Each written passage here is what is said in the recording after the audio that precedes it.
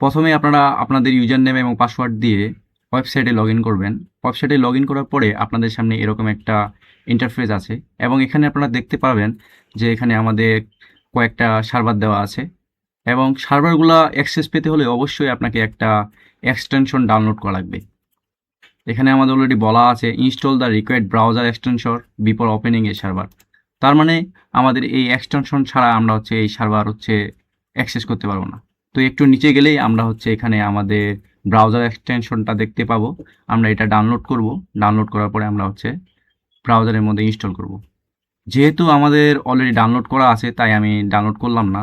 এখন আমরা কি করব, এটা ব্রাউজারের মধ্যে যাব, ব্রাউজারের সেটিংয়ে যাব, দেন এখানে আমরা দেখতে পাবো যে এক্সটেনশন, দেন ম্যানেজ এক্সটেনশনে যাব।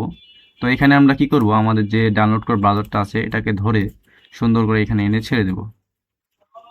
তো ছেড়ে দেওয়ার সাথে সাথে এটা ইনস্টল হয়ে গেল এবং ইনস্টল হওয়ার সাথে সাথে আমাদের সামনে আমাদের ওয়েবসাইটে ইন্টারফেস চলে আসবে এবং আমরা এখান থেকে এখন যে কোনো একটা সার্ভার অ্যাক্সেস করতে পারবো।